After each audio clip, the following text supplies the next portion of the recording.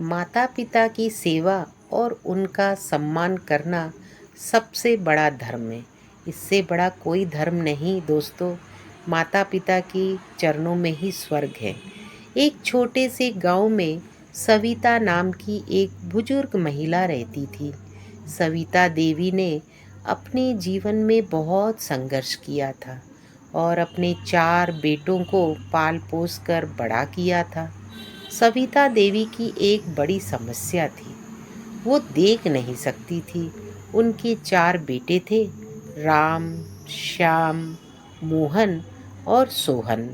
राम सबसे बड़ा बेटा हमेशा अपने काम में व्यस्त रहता था। वो सोचता था कि माँ की ज़रूरतें सिर्फ पैसे से ही पूरी हो जाती है।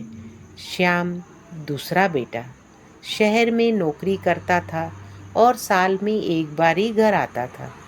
मोहन तीसरा बेटा अपने परिवार और बच्चों में इतना व्यस्त रहता था कि माँ की तरफ ध्यान देने का समय ही नहीं था।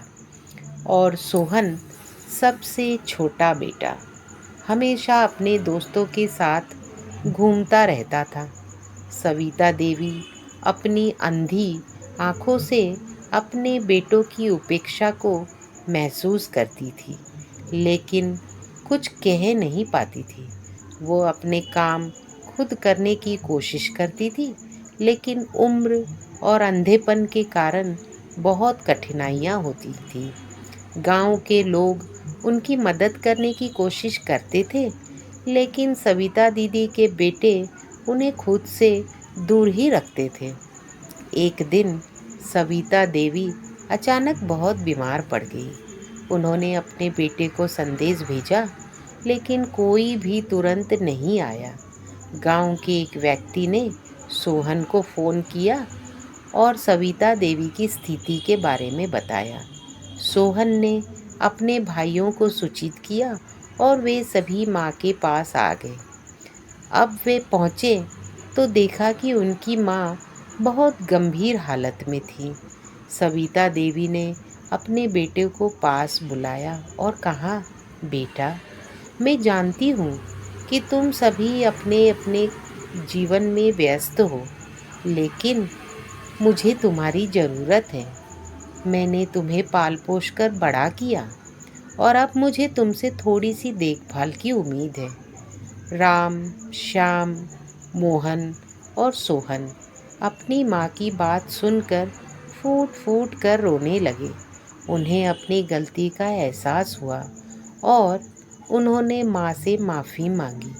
उन्होंने वादा किया अब वे अपनी माँ की पूरी देखभाल करेंगे और उन्हें कभी भी अकेला महसूस नहीं होने देंगे।